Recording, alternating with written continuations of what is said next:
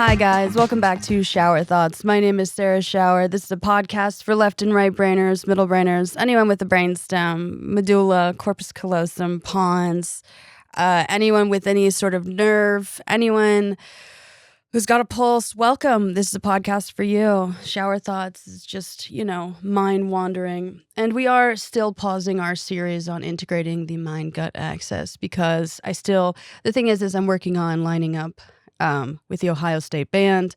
Their fundamentals, if you're new here, you're like, what did I just walk into? Basically, okay.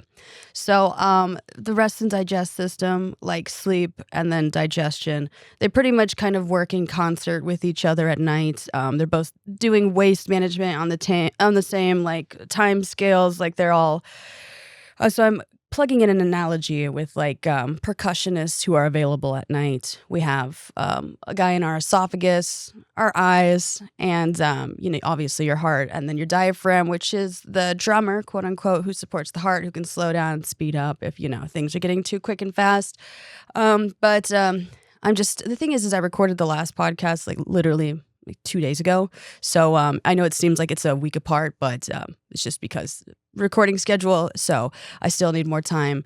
So what we're going to be talking about today is the benefits of rejection, the neuroscience, the psychology. We're going to talk about some aspects of gambling because we are going to talk about putting ourselves out there, which is risky, and risk and reward, which means, Sarah, are we getting into dopamine? Of course we are. Actually, you know what? Do we have to get into neurotransmitters? We will. Anywho, I'm got inspired by Gabby's 1,000 No's, and it's a woman on TikTok who her whole goal last year was to get rejected 1,000 times, and what came of it was beautiful, right? Putting yourself out there and not expecting much in return or anything really, and then getting something in return. The beauty of, putting yourself out there. But before we get into that, Sarah, how's your week going? Well, as you can tell by my tone, something agitating. Okay, I need to change out the locks in my the battery in my key fob for my car. I think there's poop in my driver's side door. I was driving here and I was like, why does it smell like crap? And there's crap in my drive. I don't have enemies. I think I just left my door open and something happened. But you live in it just smells like crap in there.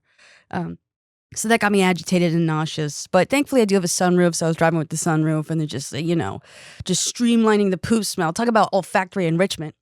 Just smelling crap for an hour, not mine. I think it could have been an animal. I don't know. I didn't get a good look at it. That's just my luck. What else is happening? Ooh, guys, any biology people listening? I picked up Behave, the Biology of Humans at Our Best and Worst by Robert M. Sapolsky, and she's very thick. Oh, she's a big girl. This is an 800-page book, but it is just so detailed. At the end, it has the appendix, Neuroscience 101, and then, endocrinology, the basics of endocrinology, and I mean, that's relates to the rest and digest system because your body is like a chemical electrical system, and so during the day it's all about the brain in your head, right? And so it's getting fueled by the stuff in your gut, and then at night when you lay down, your gut's like your enteric nervous system, second brain, gut brain axis, all this stuff. Enteric nervous system is your second brain. She's like, all right, it's my turn, and now it's her turn to charge. Your brain is like the fattiest tissue in your body, and so it's burning the midnight oil is your brain. So that whole phrase is that's what that is. So it goes over the basics of endocrinology. It also talks about protein basics, which is so cool. This is such a massive fun book, and it literally, actually I need to go through the chapters in the beginning because listen to this. It's on the behavior 1 second before, seconds to minutes before, hours to days before. And it literally talks about how you develop and what's happening, in terms of, it's talking about some outputs from the amygdala, bidirectional connections, the amygdala, hippocampus, interface, motor outputs, arousal. And I mean, it just builds. And this is what I want, skipping ahead, axonal plasticity, skipping ahead, feeling someone else's pain. I mean, it goes through the whole development of behavior can be shaped by evolution. Absolutely. The nature and variety of hierarchies. It's just building. It's starting from the smallest unit of when you're in utero, and then building up to like when you're an adolescent to like a full grown adult, and then going over, recognizing our irrationalities in the War and Peace chapter. It is so, I cannot wait to get into this. Oh my gosh. By the way, guys, I was like, I want to do something, wild at the end of this year. I think I'm going to take the MCAT for no reason. Now, oh, by the way, people in medicine, the MCAT costs like hundreds of dollars. You're not even, what? Like, I'm sorry. Looking at all the fees that people have to go through in research and academia and medicine, you guys are, what? That's too much. That's simply too much money. But I was going over someone's MCAT flashcards the other day, and I was like, oh, I know most of this, like the neuroscience, sociology, psychology, physics part, but then there's a biology portion. And I was like, I mean, the thing is, I do know biology, but you do need to know like a lot of chemistry. And I was, again, this is my year of chemistry and bio. And so, yeah, that's what I'm getting more into. But I'm loving chemistry thus far. I have a couple books with me today, and we're going to get inspired, talk about the benefits of rejection. What else is happening? Oh my God, this country. I was watching the news because, you have to stay up to date, and just the idiots everywhere. I can't. If I think about it too hard, I'm going to have to take a beta blocker. I know that their whole plan is to just confuse the hell out of everyone and mess everything up. But I can't. Like, CNN Business was talking about how we just sent $500 million of illegally stolen Venezuelan oil money to Qatar. And then journalists were like, we don't know why we did that. And then I want to be like, you don't know why? Well, riddle me this, guys. Last year, what was that gift that Trump got from Qatar? Oh, yeah, it was a plane for how much? $500 million. And so the plane that he got as a gift is not going to be given to the next president. It's going in his personal library.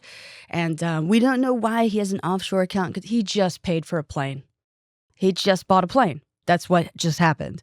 And I mean, I didn't finish my marketing and business analytics degree, but if I had to take a wild guess about that exchange, by the way, journalists listening, it may behoove y'all to use the Wayback Machine and go on the Trump real estate page of like their new residential buildings that they're building all across the globe. Oh, but Trump's real estate business is separate from like the president because like he said he has nothing. He's a liar. Okay. Use the Wayback Machine. And with the one page open, have that and the different real estate developments, and go to beginning of June, end of June, 2025. And then tell me, with that new addition to that portfolio page, was there anything interesting with that country and the U.S. intervening? I don't know. If any journalists follow me, and Sarah, he's going to sue you. He's not going to sue me. He hasn't sued any of his victims because he doesn't want to initiate discovery. That's why, like, literally, fraud or the media. Like, he'll sue the media. This is media. Okay, allegedly. Everything's allegedly. I don't know what I'm talking about. I didn't finish college. Anywho, it's just like, I love research. And the thing is I'm not a doctor. You guys know I'm not a doctor. Everyone, but I need to point something out for doctors when it comes to Trump. And you're like, okay, well, Sarah, we already know what I might be saying.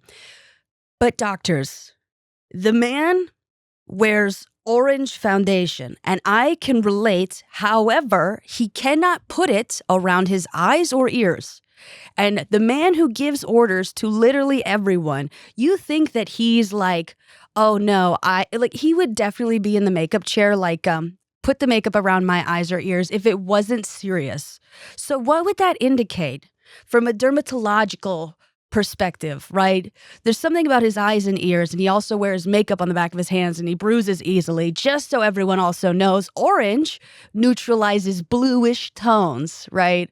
The man has like that vein issue or something. Oh my God. But then, so he moves. I'm not a doctor, but he moves out of his penthouse apartment, right? Think about the pressure at over 600 feet in the air versus on the ground. And I mean, like, you know what? I'm just gonna say, I wish I wish I could call my mom right now. I wish. Oh my God, I wish. Like, because then we could. She's a doctor, and then or I'll call my brother. And then he's a physical therapist. That is a doctor. And then I'll be like, can I give you some ideas? And you, with your, certified brain, put this together and just confirm so I don't feel like I'm losing it.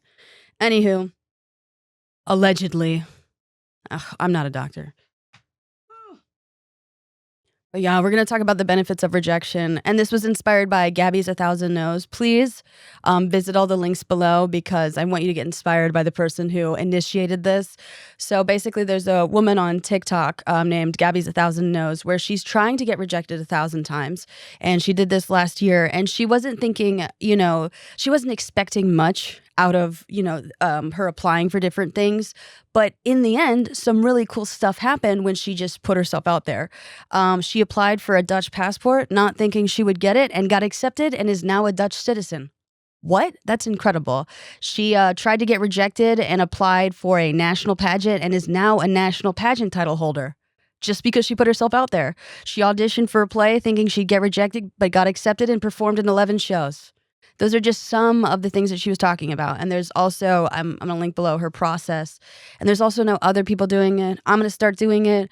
I mean, the thing is I've basically already kind of started doing it because sometimes a lot of times when I notice that two authors in different areas of study, but they're kind of talking about analogous stuff, and one of them has an issue or the other has the issue, or they kind of like, they're using the same analogy or metaphor.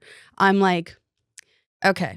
You guys are using the same underlying principles. These senses co-developed. These are actually like a pretty strong parallel with several points of connection.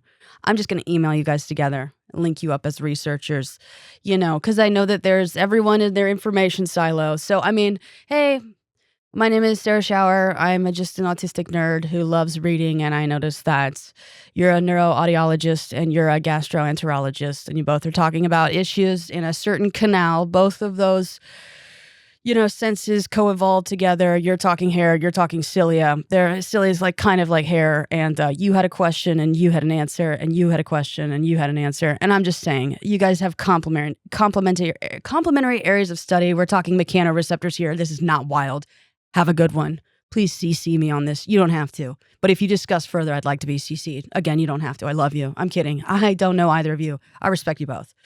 Just, connecting researchers. So what I'm going to do this year is just reach out to people. And the thing is like a lot of people who are getting inspired in the original video are, people who want to be in content creation or like influencers. And this is the thing. A lot of people feel bad asking nuance. Big companies for, potential opportunities or PR or something like that, don't feel bad. These companies don't feel bad when they, charge you $200 to watch one movie, right? They don't feel bad at all. However, don't reach out to small businesses and ask for something for free, especially if they're up and coming. That's rude. That's weird. We don't do that. Also, don't expect anything in return. Just be like, hey, I was just wondering if you had any sort of PR sort of stuff or, any potential opportunities. Pitch yourself. If you have a pitch deck, I wouldn't send a full-fledged idea because they can run with it. I used to work in advertising, but also, it's the brand. It feels weird, yes, of course, asking like an individual for stuff, but a brand, you shouldn't feel guilty because they don't feel guilty when they screw a lot of people over. Yeah. So just approach nicely and then keep going. But I'm going to give you guys more advice. We are going to start off with, a certain article. Your brain learns from rejection, which is very true. Here's how it becomes your compass for connection. Imagine finding out your friends hosted a dinner party and didn't invite you, or that you were passed over for a job you were excited about. Oh my gosh, actually pause. Forgot one more thing. My butch got us a candle holder making class for Christmas. We went to it 2 days ago on Wednesday. I keep forgetting about straight people, and I know that you guys are cool. But some of you are not. And I know that the sexism is alive and well in the LGBTQ. But this was wild. So I was my butch and I were sitting like, on each other's like next to each other, like side to side, and across from us was like a straight couple, and they were sweet, yeah. But then the guy was like, "What do you guys do?" And I was like, "Oh, I'm like a content creator, I guess at this point. I talk about like neuroscience and do science communication." And he's like, "Oh, cool. Are you on TikTok?" And I was like, "Yeah, I am on TikTok." And he's like, "Do you do like TikTok dances and stuff?" And I was like, and then his girlfriend is like, "Oh my god, she just said she does science communication." And he's like, "Oh." And I was like, I don't do TikTok dances. I mean, there's nothing against TikTok dances. It's just like it was said in the way where it's like you could tell that he just completely ignored the whole science communication thing. But I mean, maybe that'll get people to listen because education does get like shadow banned at times. I will say on Substack, every time I go on Substack, they're like, "You're number 25 in education rising. You're number 57 in education rising." I think like education on Substack is probably gonna, be more beneficial for me. But like on TikTok, the education stuff is really a crapshoot. So yeah. Anywho, I don't know. But back to what we're talking about. Your brain learns from rejection. Okay, imagine you guys, your friends didn't invite you to a dinner party. These moments hurt, and people often describe rejection in the language of physical pain. While rejection can be emotionally painful, it can also teach us something. I am a social psychology researcher and research my colleagues. I have conducted shows that rejection can serve as a learning signal, shaping how people navigate relationships and decide whom to attempt to connect with in the future. What's known about social rejection? Researchers have long recognized the emotional toll of social rejection. Studies show that experiences of rejection trigger distress, increase levels of the stress hormone, cortisol, reduce sense of belonging, and can even lead to increased aggression. In the long run, chronic feelings of rejection can harm mental and physical health. That is very true. But why does being excluded hurt so much? From an evolutionary standpoint, our brains likely evolved to treat social rejection as a threat. It did. For our ancestors, losing social bonds meant losing access to protection, resources, and cooperation, making social connection and belonging a fundamental human need. In other words, danger hurts to alert you that your welfare is in danger. Yes? Oh, in other words, rejection hurts. Danger hurts. Rejection hurts, yes. Early neuroscience studies seemed to support this idea. When people were left out of a simple virtual ball tossing game, their brain activity mirrored the response of physical pain, showing activation of a brain region called the anterior cingulate cortex. Yes, fun fact, run this by a doctor if you have blood pressure issues. Okay. You can actually take Tylenol for social pain. Like if you get rejected and it hurts, try taking a Tylenol. It's the same, it's pain meds. It'll do the same thing. I'm not going to say that you'll feel much better. And please talk to your doctor if you have any sort of hypertension, any heart problems, before you apply this advice. However, yes, you can take Tylenol or acetaminophen or whatever for rejection. Yes, in the recommended dosage.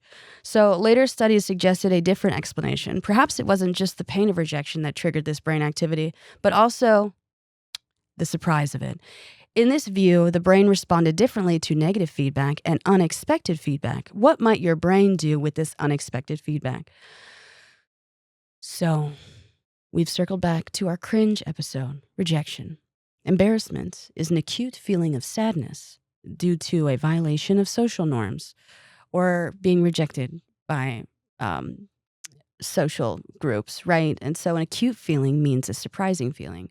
Surprise plus sadness will always be a learning opportunity. Anytime surprise is within an emotion, it is sudden, unexpected, and it is an opportunity for learning. Social lives aren't defined by isolated moments of rejection. You learn through interactions. You get to know people, read their intentions, revise your assumptions, and try to make sense of mixed signals. People might turn you down for all sorts of reasons, some understandable, others harder to accept. You then reflect on what these experiences mean, adjust your behavior, and if you cross paths with them again, you get another chance to decide how you want to engage. This is where our research takes the next step. We examine how people learn from social rejection and acceptance over time and how they use these past experiences to build future connections, deciding on whom to invest in building relationships with and whom to let go. Rejection as an experience to learn from. My colleagues and I designed a dynamic experiment. There's a whole bunch of great information. But Building stronger connections. When it comes to social relationships, the two learning systems we studied here, how people respond to rewards and how they track relational value. So basically, they talked about self-relevancy system, the social relevancy system, and the reward system. So I've said this a bunch of times. We often mistake what we value with who we are, right? So if you value your work, you might say that your work is you. Your work is not you, and that necessary separation will be beneficial to you in case someone insults your work or someone, is not happy with it. If you don't stake your entire self-worth on your work and someone takes a shot at your work, yeah, it does hurt, but at least it didn't actually pierce through to your soul. But yeah, we mistake what we value with who we are. And then we also have the social relevancy system is if you value work over, we'll get into it anyway. To maintain healthy relationships, you need to disentangle social rewards from how much you think others value you. Yes, so they just said, don't say that, oh, I am my work or I am my friends. Because if your friends screw you over or if work gets something, you're going to be like, I should cease to exist, right? It's autonomy. We want to be an individual and part of a community simultaneously. I wouldn't say though, I would say that with my friends, I wouldn't say that any of my friends are me. I would say that my friends are a reflection of what I value, right? Like in people, but I wouldn't say they're exactly me. And my friends have integrity. They're funny, smart, very crafty, and incredibly gay. And I value that deeply. And I resonate with that, and that's why we're friends. You sometimes need to recognize that your friend still values you even if they might disappoint you, like missing a birthday party for a valid reason. Without this kind of understanding, relationships can become unstable. In fact, some mental health conditions reflect problems in these very processes. For example, we're going to skip that. At the same time, being attuned to social rewards in the form of smiles, compliments, or invites can encourage you to seek out such connections and strengthen your existing bonds. Other forms of mental health conditions like depression are often associated with social withdrawal and reduced sensitivity to such positive social rewards. By unpacking how people learn from acceptance and rejection, our study offers a foundation to better understand both healthy social behavior and the struggle to connect. But yeah. Maybe I should go. No. The thing is the rundown of this is that acceptance is sadness plus happiness. Rejection is surprise plus sadness. So surprise and happiness are your upper emotions, along with, people often forget about this, rage. But rage we're going to table for right now. So surprise and sadness, it's like throwing a toaster in a bathtub, and that can hurt and harm you a lot, right? However, you can also grow if you, let's not do a toaster. Say, you dropped an electric razor that had like wasn't exactly waterproof in the water. You got a jolt from it, and now you're kind of scared. We can learn from this, or we can let this dictate the rest of our lives. I'd say we learn from it, right? This surprising, shocking sadness, and we learn from it, and and then we accept it, right? We move on. The moving on. I'm not saying that you get happy that you were shocked. I mean, happy you survived, yes, but also sad that it happened. Happy plus sadness equals acceptance. It's your only still, quote unquote, still emotion, right? I'm happy I survived. I'm sad that happened. I accept that happened. And that's when it comes to individually. However, there's also like socially where, you accept someone else. In that case, you usually have it's more like a connection point. You know what? I don't want to do cross multiplying. I've talked about the basic addition of acceptance and embarrassment and rejection. Rejection and embarrassment aren't exactly the same, but emotionally they're going to come up the same when it comes to like neurotransmitters and hormones and all this stuff. So we're going to get into the neural responses to social rejection, reflect dissociable learning about relational value and reward. Oh, I love neuroscience. This is from PNAS, PNAS. Oh, I love. So, significance. To build supportive social connections, individuals must identify partners likely to reciprocate the interest. People might do this by tracking whether others have provided rewarding opportunities or interactions in the past. Yet, the outcomes others provide do not always reflect their feelings toward us. A person can be ranked last for a team, but get selected, or ranked highly for a job, but get rejected. We provide evidence that the human brain uses two distinct learning computations to affiliate with others, tracking how much partners value us and whether they provide rewarding acceptance outcomes. These findings reveal how the brain identifies promising social partners using social feedback in two ways to build positive relationships that support physical and mental health. And now notice that these are reciprocated, right? And then a lot of people are going to be like, but I don't want my relationship to be transactional. This is not transactional. This is just reciprocated, right? It's like you mutually beneficial.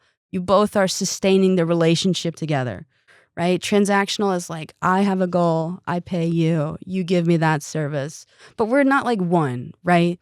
With a relationship, you want to give, right? And then when those two things come together, the whole is greater than the sum of its parts. You emerge. Your relationship transcends. You go 50-50, you're canceling each other out. Also, it's kind of like you're assuming fixed costs. We could do a cost-benefit analysis. Then it's transactional. Also, the person who proposes 50-50, it's not really 50-50. I would just say both give, and then whole greater than sum of its parts. I digress. Now we're getting into the abstract. Social rejection hurts, but it can also be informative. Through experiences of acceptance and rejection, people identify partners interested in connecting with them and choosing which ties to cement or to sever. So this is basically the article that was linked for the first article. Rejection hurts. When people feel the sting of rejection in the moment, they display brain activity in regions including the dorsal and ventral anterior cingulate cortex, DACC and VACC, anterior insula, AI, and ventrolateral prefrontal cortex, VIPFC, a putative social rejection network. These responses have been interpreted as reflecting social pain, given that these regions also activate in response to physical pain and pain regulation. In contrast, when people feel accepted, they display responses in the ventral striatum, a region strongly linked to reward and positive affect. These responses may therefore reflect the pains or pleasures of social connection. Yet, these brain regions also play key roles in learning. For instance, the DACC response during Bayesian model update. Oh my God. Bayesian model updating. Yes, of course. By the way, the FDA, I don't know, researchers get into this. The FDA just approved using Bayesian statistics for research, like medical research, like in the year 2026. And I was like, I know stats. Stats has already been used in medical research. What do you mean? Wait. So I don't know. FDA approves Bayesian. Oh, stats. I was like, what is this?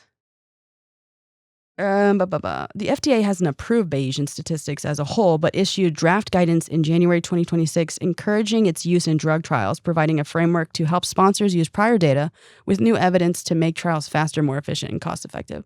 Have you guys not already been doing that? Do I not know stats? I was like, this is Bayesian statistics, but I guess now it's like, oh, we're going to encourage it? I don't understand it. It's already been used.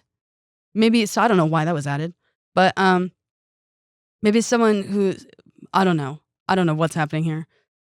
But let me go back to my research. Did I just exit out of the page to do a little Google? Am I stupid? No, I don't need to get back to it. I don't know where you are. I don't know where I am. Oop, gotta open the PNAS again. Da, da, da, da, da. PNAS. Sorry about this. Hey. Goodbye. Asians. Okay. When people update an internal model of their environment. And VIPFC responds when people revise their impressions of humans or objects. At the same time, the VS process, reward prediction error, the difference between rewards expected and rewards accrued, letting people learn to repeat actions that lead to better than expected rewards, rather than reflecting social pain and pleasure. These regions might therefore reflect learning from social acceptance. So anyway, basically, you just got to approach rejection like a learning opportunity. And there would be no Sarah Schauer podcast episode talking about how I do not fear rejection if I didn't tell you guys I don't fear putting myself out there, because I used to work at a mall kiosk selling hair straighteners. And when I tell you that that was the best exposure therapy I've ever experienced, do you know how many people rejected me every single day? And that was a very transferable skill to being a lesbian. Excuse me, ma'am. Can I touch your hair? All right. Excuse me, ma'am. Can I touch your hair? Well, all right. And now, me at the club? Excuse me, ma'am. Can I touch your hair? No, I would never. I would never. It was also, that was not the intro line. I just thought that'd be funny. No, it's always like, no one wants one piece of their hair straightened, and you try to run that by the boss. No one wants just one piece of their hair straightened, and they're like, but you don't understand. Like it's like a sample size. It's kind of like giving them a cube of cheese. And I was like, yes, people want the full wedge. Let me straighten someone's hair. And I guess it's also like, you know what? Maybe I should have. Anyway, yeah, it's just like, I mean, you probably sold like 2 straighteners a day, which is like pretty decent, but hundreds of women. So men out there, you're like, oh, it's hard to get a woman's number. Work at a mall kiosk.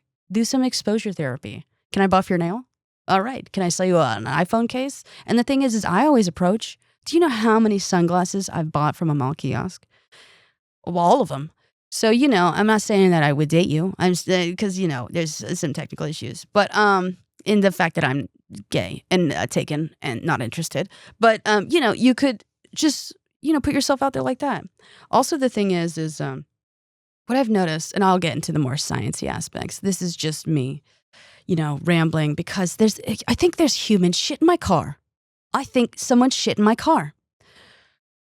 And I got a massive headache from it. But you can learn from rejection. The thing is we're talking about risk and reward. And I have talked about, you know, what we value, the neuroscience of choice and change. I've recommended that book a million times, and I strongly recommend you guys get into it. But, you know, and I've talked about how rejection can just be a learning opportunity. The issue with a lot of people, I totally, completely understand fear of being perceived, yes. However, and I'm not going to get into how we should use the actual word we want to use, which is fear of being judged. But I mean, that aside, it makes sense. You don't want to be judged and then rejected. But the thing is rejection stops hurting when you look at what you're wagering, right? So like, I'm just going to skip ahead to the actual gambling advice. So we're talking about risk and taking a chance, you know, a bet on something. And I'm not going to encourage you to start gambling, but I'm just going to read some fundamentals of gambling from actual professional gamblers. This is not a life hack. This is not saying, oh, you know, pull out everything from your savings. This is just kind of what they abide by. Discipline and emotion. Dissociate from the results, right? If you're playing a poker game, right? And you're focused on winning, you're focused on the end, you're missing all the cards coming to you. You're missing the cues from the guy next to you. You're missing the fact that this guy looked down and you could tell that he was like sweating. You know that he doesn't have the best hand, right? If you're not focused on the game during play or the people around you, and you're like, oh my God, I just want to win. And if I don't win, it's going to hurt, right? And you're also going to start making irrational choices throughout. But bankroll management.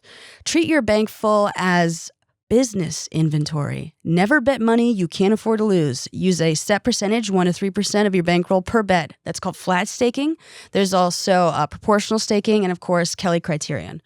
Now, the fear of rejection, the fear of being perceived and judged. A lot of times when you put yourself out there, you take a chance, right? You make a bet, right?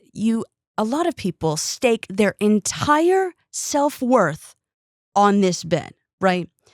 You're like, I'm going to put myself out there. And if this person doesn't reciprocate, or this person doesn't like me, or I don't get the job, I am a loser, failure, idiot who deserves to die in a hole. No, you're not. You just put your entire self-worth on that bet, right? We all know someone who's had a little bit of an issue with gambling. I mean, I'm not going to say that I've lost a lot of money at a casino, but I definitely have. If the first time you go to the table, you put all of your chips, all of your cash, everything you got on the table, right? This is your first hand, and you lose it all. Of course, that loss, that rejection is really gonna hurt. And in the future, you're not gonna want to play ever again or put yourself out there ever again. When you're getting rejected in real life, when you're going out for the 1,000 rejections, don't stake your entire self-concept on one interaction. 1%, 1 to 3%, whatever you figured is the best rate for right now of your self-worth, put it on that interaction. And the thing is what usually, here's a tip. Give yourself something tangible that you're betting with. Because the thing is if you go into an interaction or the 1,000 rejections and you're like, all right, your brain is like, what am I going to attach this, wager to? It's going to go to your self-worth. So it may help. I would strongly recommend this, especially if, you like to bet the house. I would go to the ATM, get a 20 out, break that 20, get yourself 2 10s, because in this economy, what I'm about to suggest, if you want to ask someone on a date, right, you bet yourself $10, right? $10. I ask her, right? She says, yes, I keep the $10. She says, no, I go to a coffee shop. I spend that $10 on a nice little treat for myself, and then I tip the rest to the barista, right?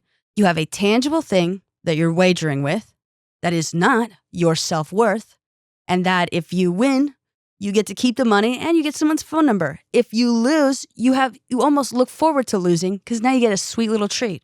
And also you get to make the barista's day. You're like, I don't want to tip the barista. I was just being nice. Because there are a lot of cool baristas out there. And they also have hard days. So I'm saying if you quote unquote lose, you get a little treat out of it. And they also get something to split with 17 other people. I'm so sorry, baristas. But you know what I mean? You didn't bet your self-worth on it. And then you either got a phone number or you got it. And then you just move on with your day, right? Keep it moving. Anywho, that's just my advice when it comes to gambling. But we're going to go back up to the actual research about it. I'm going to include some, the psychological health benefits of accepting negative emotions and thoughts. There's also laboratory diarrhea, and longitudinal evidence. Laboratory diarrhea, longitudinal evidence.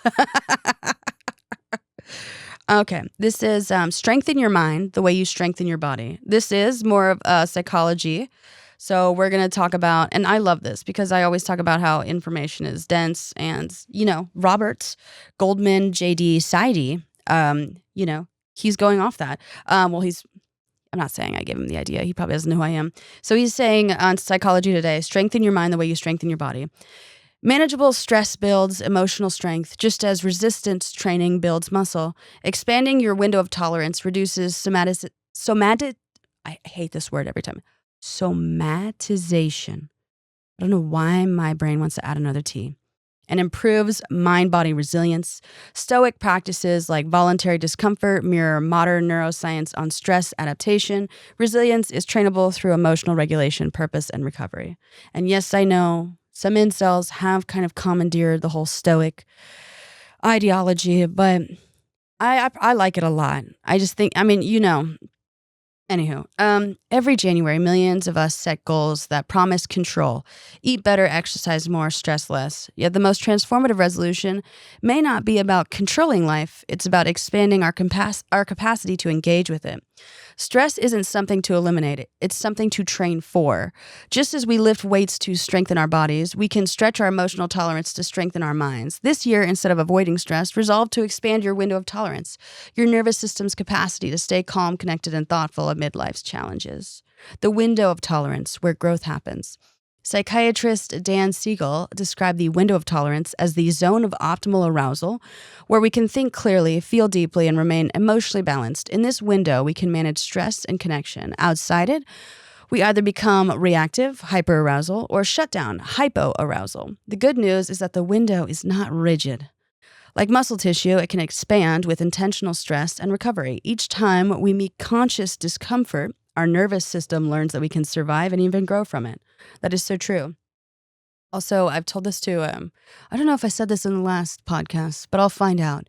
The thing is a lot of times when people, start to do like a new habit, you are starting it in your home, and where your home is where you're the most comfortable and like acclimated. And in a environment can make or break a high, but for recreational drug users and also neurotransmitter sort of ballpark as well. If you are incredibly comfortable at your house and you're trying to build like a new habit or skill or something, it does help to you almost too comfortable, right? So you gotta like go outside or like maybe go to like a cafe or like try something that like actually gets you out of the house so you can get like it's gonna sound weird, a wee bit aroused so you can start to pursue that new goal. You may be too comfortable here.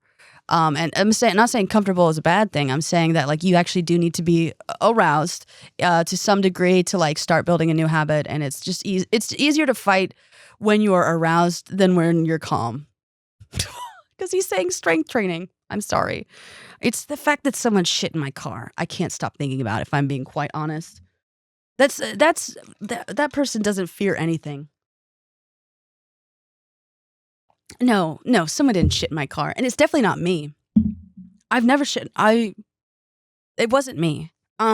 So stress as emotional strength training. Think of stress as psychological resistance training. When we lift weights, we intentionally stretch our... I read that. Ooh, anti-fragile. Anti-fragile minds and stoic hearts. Jonathan Haidt, inspired by Nassim Taleb's concept of anti-fragility, reminds us that the healthiest systems benefit from volatility. The human psyche is anti-fragile. It adapts and grows stronger through difficulty. 2,000 years ago, the Stoic philosophers said the same thing. Epictetus, sorry, taught that we cannot control events, only our judgments about them. Seneca advised practicing discomfort deliberately, such as sleeping on the floor or fasting, to build tolerance for life's unpredictability. Marcus Aurelius, the philosopher emperor, wrote that the impediment to action advances action. What stands in the way becomes the way. The Stoics train their minds as athletes train their body. They believe suffering is not a sign of weakness, but an opportunity for growth, a theme echoed in today's psychology of resilience. When we expand our window of tolerance, we are practicing stoicism in modern form, acknowledging pain without panic, accepting discomfort as a teacher, and aligning our emotional system with reality rather than resistance. When the mind speaks through the body, stress doesn't only live in our thoughts, it speaks through our bodies. When our emotional system is overloaded, the body often expresses what the mind suppresses. This is somatization, conversation of emotional tension, conversion of emotional tension into physical symptoms such as headaches, back pain, and gut distress. The Stoics understand this link intuitively. They believed in the harmony of psyche and soma, that calm reasoning steadies the body and disturbed thinking unsettles it. Modern neuroscience confirms it. Emotional regulation lowers inflammation, balances cortisol, and improves immune function. By widening our window of tolerance, we reduce the burden of somatization. Instead of translating emotion into pain, we process them consciously through awareness, movement, breath, and reflection. Anywho, I do have the neuroplasticity of first attempts, but I'm just going to include that in the research, and you guys should read it as well, because there's a Substack article that I really wanted to get to. Substack, Sarah. Now, is this peer-reviewed? This one doesn't have to be, because this is solid advice, and I do have... Well, I guess I could peer review it, but it's not from a book, but like if I look through this and all the points could be found in the book that I'm about to reference. So that's why I'm like, okay, I don't know who said this, but also I do know someone who said this, that research is peer-reviewed. This is by Polymath Investor. Wishing everyone a fantastic 2026. I thought I'd share this abridged version of how to manufacture luck. Hopefully it helps you accomplish your professional goals in the year ahead. I'm also wrapping up a longer, more investing-focused version. So why are we talking about luck? Because we're talking about risk and reward and putting ourselves out there, getting rejected 1,000 times. Believe it or not, the more skill... Actually, you know what? We'll get to it for the... We're going to talk about how to manufacture luck. And this is the Luck Field Manual, 33 Rules for Engineering Serendipity. How to systematically increase your exposure to opportunity. All right, so introduction. Helping Lady Luck. Some people seem to stumble into great opportunities again and again. They meet the right person at the right time. They catch the wave just as it's forming. They get the job, the deal, the breakthrough, while equally talented people stay stuck. We call these people lucky.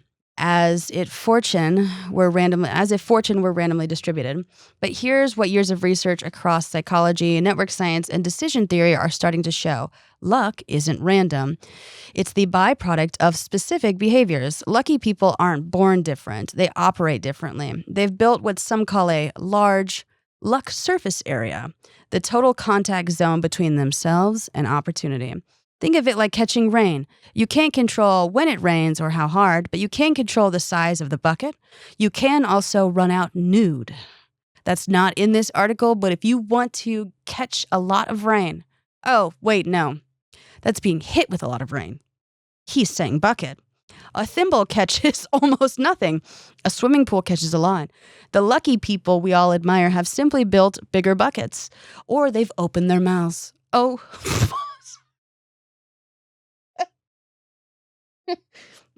sorry. Through their habits, their networks, their visibility, and their openness to the unexpected. This guide distills the most powerful principles I've found for expanding your luck surface area. These aren't get-rich-quick trips. Fuck, what the fuck? These aren't get-rich-quick tricks. They're patterns that should compound over the years.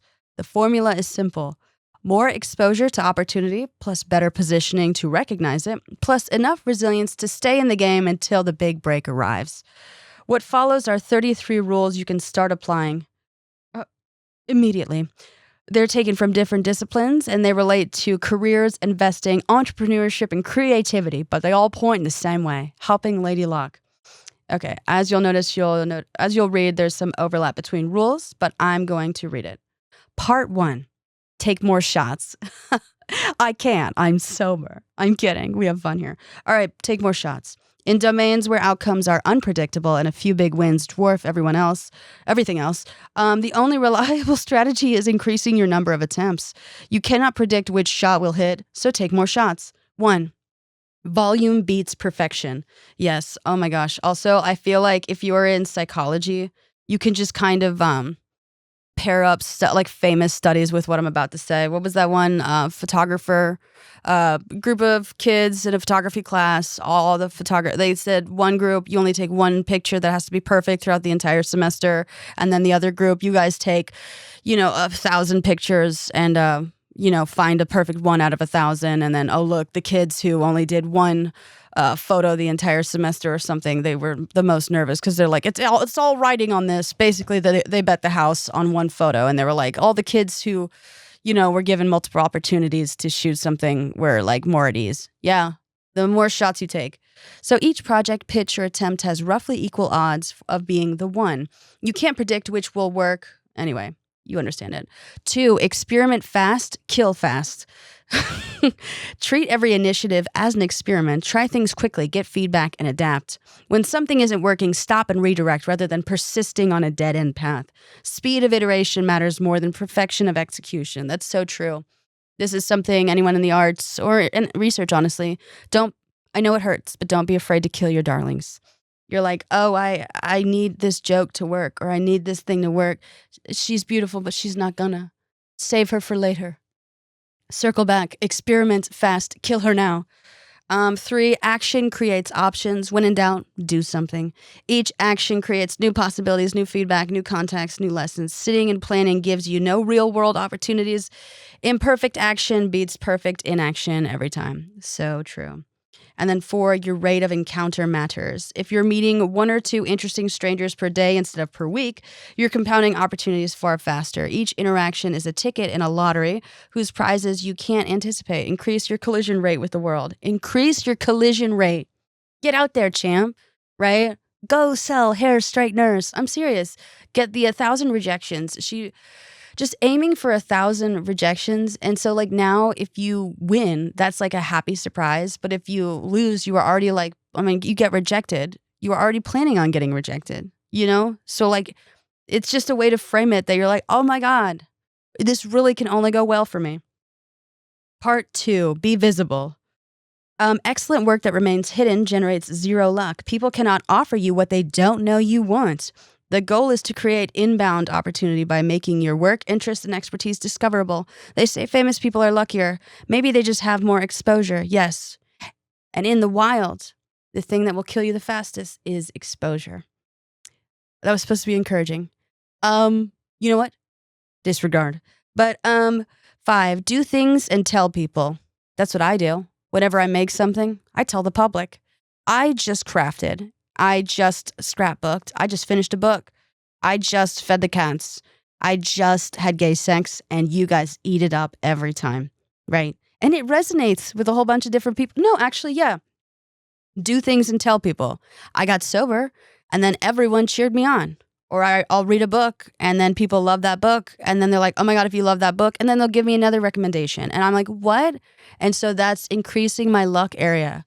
I'm spreading it out. Learn in public. I love learning in public. Document your journey as you learn. What do you think this is? Write about what you're figuring out even before you're an expert. Hey, this creates a trail of breadcrumbs that could signal to others what you're interested in and attracts people who share those interests. You guys like neuroscience? And then 7, own your name online. Is this about me? Part 3, meet the right people. The structure of your network determines what opportunities you're exposed to. Counterintuitively, your casual acquaintances, not your close friends, are often the most valuable assets for discovering new possibilities.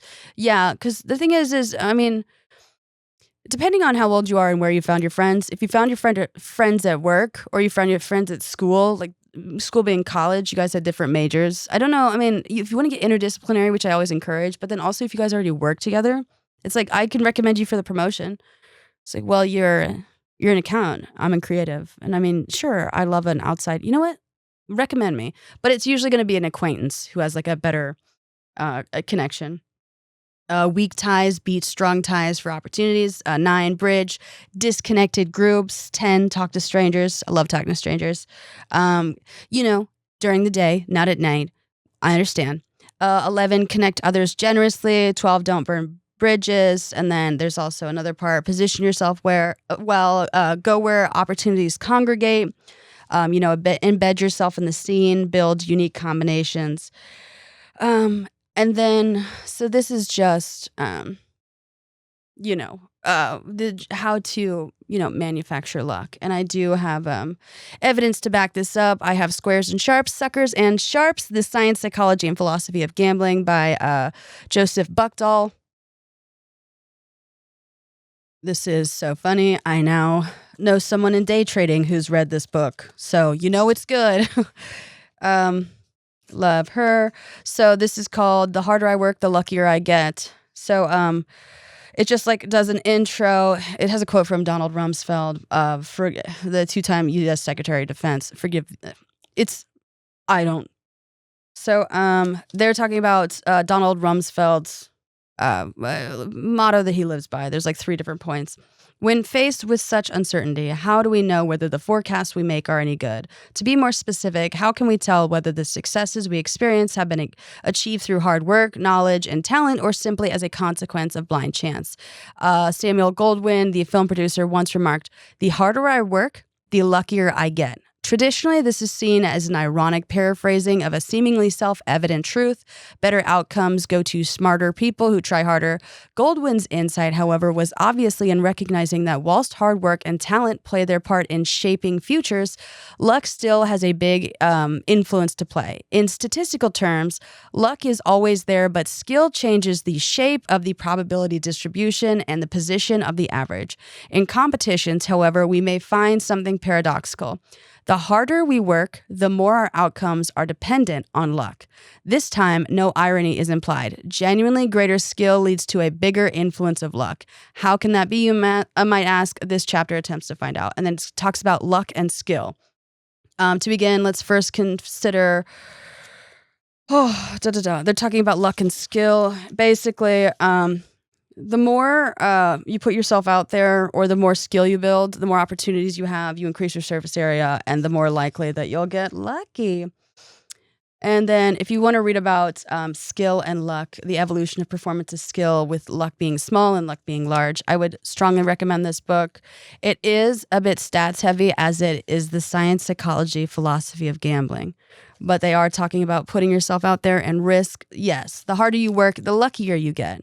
The more you put yourself out there, the luckier you get. So the 1,000 rejections, she's going to get really lucky. And she did get lucky. And the great way that she framed it was that I'm aiming for 1,000 rejections.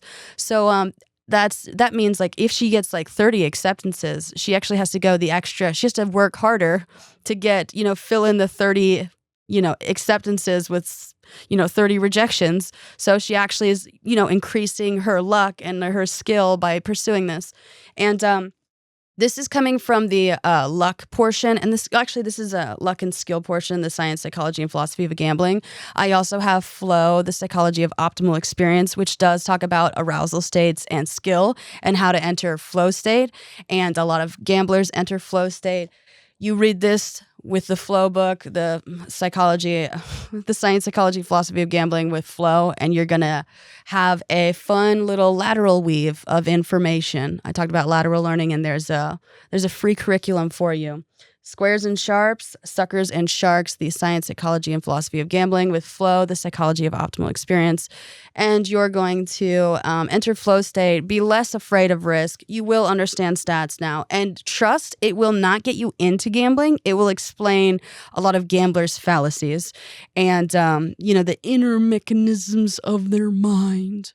It's just, it also will just get you to intro to stats. And then you can literally go into any research with this rundown of probability and different types of statistics. So I'm setting y'all up for success. But circling back on how to manufacture luck, I just did this because one of the examples was to be visible, do things and tell people, learn in public. There's also meet the right people, talk to strangers, connect others generously, build unique combinations. I just built a unique combination of gambling. I mean, psychology and gambling, they're both psychology books, but they're approaching from different angles. One is flow state and one is gambling. So build unique combinations and connect others generously. So I'm going to give you guys some free resources because I want you to be lucky and I want you to have more opportunities in this new year. The formula is simple again: more exposure to opportunity, plus better positioning to recognize it, plus enough resilience to stay in the game until the break arrives. I'm going to include extra research on all of these topics, the neuroscience as well, but also I have some random, just additional opportunities and insights for people in the audience. All of these are linked below. A lot of you are in research and academia, as I've discussed. That will beat the creativity out of you. However, creativity is exactly what is needed to form hypotheses. Here are some resources. On the Art and Craft of Doing Science by Kenneth Katina will help you come up with a hypothesis or, creative ideation, imagination. Just, if you're like, I'm having a hard time coming up with something to research, that's a great book. I also am going to recommend Growth HQ, a PhD scholar on TikTok.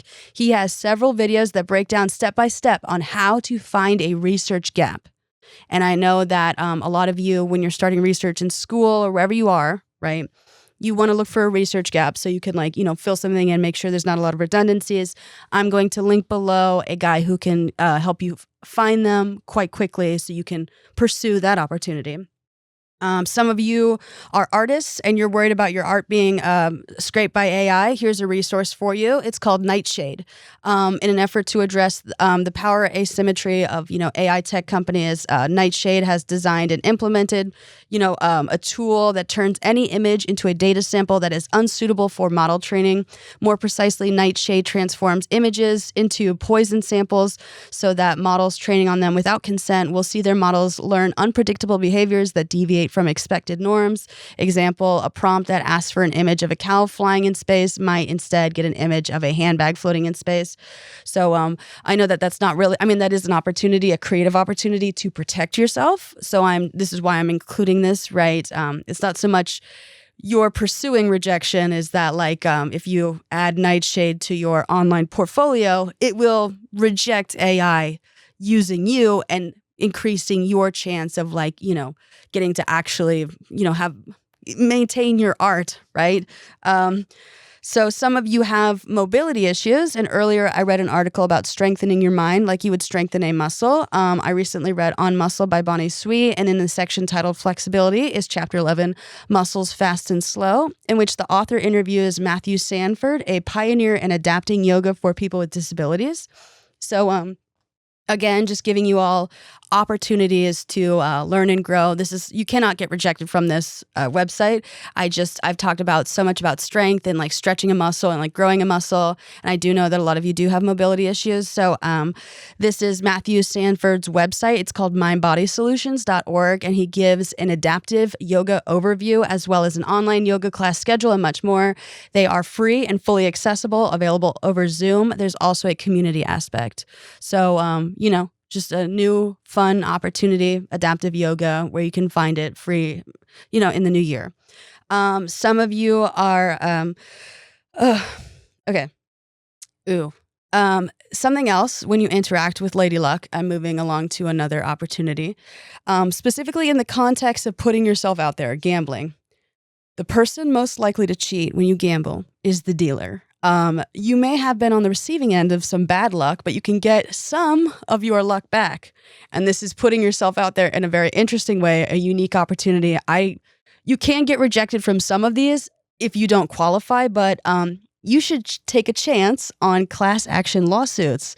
Classaction.org, they provide a list of open, current, and new class action lawsuits and mass torts. Also, no, typically individuals do not pay out of pocket to join a class action lawsuit. The costs are usually shared and paid from the final statement with attorneys working on contingency, which means getting paid only if they win. This makes all the suits very accessible. So how can you put yourself out there in the new year? If you look at all the class action lawsuits that are going on with major corporations, right? Like how I said earlier, they don't really care. So you shouldn't really care when it comes to large companies, especially if they screwed you over. And I do want to recommend anyone out there, if you were on 23andMe before October of 2023, there is a big class action lawsuit you should actually get in on. And this is more opportunities for another, I don't know. The thing is I'm trying to cover my bases with giving you guys opportunities and like things to look into, because I know a lot of you are in research or, just like so many different people here, right? And I'm trying to give you something free and accessible or affordable and just give you a bunch of opportunities.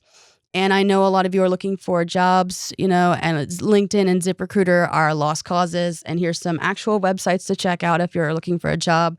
Hiring.cafe. It's also helpful that they, group jobs by company, so it's not a super huge mess. I did some Reddit digging, and most people are saying that they had the most luck with getting an interview with this site, hiring.cafe. There's also Welcome to the Jungle, which is great for anyone in tech. So I'm going to link these again below. Also, if you're looking for jobs on LinkedIn and you're getting served a bunch of random shit that's not related to what you search, put your search term in quotation marks. This is called Boolean searching. Yes. So instead of just typing out data analyst, put data analyst in quotation marks. And it would be funny if someone was looking for a data analyst job and they did not know this, but like for everyone else, right? You're searching for a job on LinkedIn and you're like, I really want to find something. Put it in quotation marks and it's just gonna pull up everything that the actual title that you searched. And then I'm also attaching some links to LinkedIn job searching hacks. I know LinkedIn is a nightmare, but this is how you can make it less of a nightmare. This is just like, I know the economy is rough and I know that everyone's like, I've applied on like all these different places to apply for shit. No one's answering. Welcome to the Jungle, Hiring Cafe, and then just doing some Boolean search terms on LinkedIn, and then also some hacks I have. And then some of you are writers and artists looking for residencies in the U.S. I'm going below. I'm going to attach some Substacks authored by Audrey Gidman to find some to apply to. There are scholarship options for a lot of them.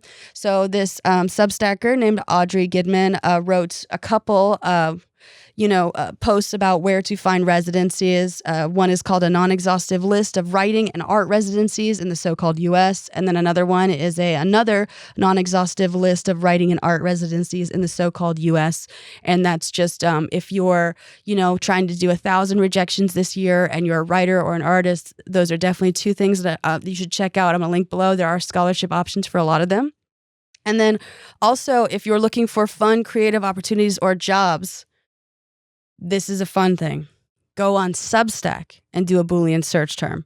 So like I was talking about, putting data analyst in quotes, if you're looking for particularly creative jobs and you're like, I'm not finding anything on it, go on Substack, put like photographer job in quotation marks on Substack, and some really fun creative stuff comes up.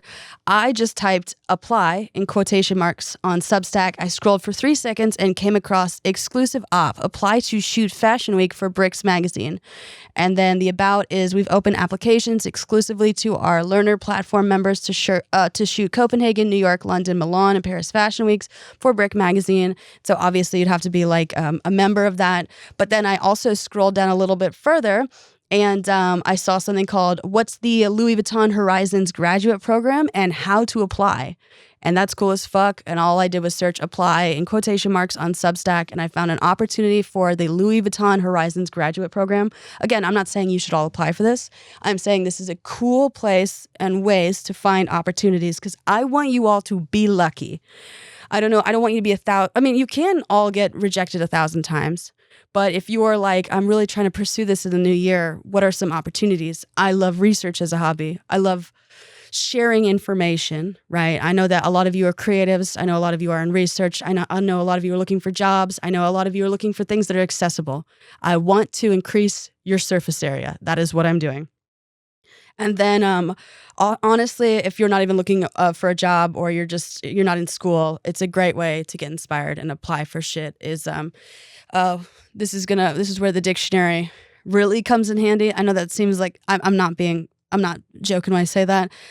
Look up apply, synonyms, and then petition, request, audition, register, solicit, probably not. Or you could do registration, synonym, and then put it into enrollment, open enrollment, right? Like, and then you put it on Substack in Boolean search terms. I think Substack would probably be best for like aggregated lists of like opportunities to put yourself out there because, Gabby's 1,000 No's. She, applied for a Dutch passport. She also, a national pageant, and she, auditioned for a play. I'm just giving you guys ideas because I want you to be successful. I don't want you to fear being perceived or judged. I don't want you to like fear it. I mean, it makes sense that you would because it sucks really being judged by, as long as you're not staking your entire self-worth on it. Maybe give yourself some tangible, like a $10 bill and framing it like, if I do get her number, I keep it. If I don't, I get myself a little treat, right? You make it less scary. Something you almost look forward to being rejected. I know I've talked about in the past, like when I get fired from a job, I always am like happy and sad. I am obviously sad because I got fired, but I'm also happy because I know I'm going to write a joke about it for stand-up. And I'm like, this is going to be really fucking funny.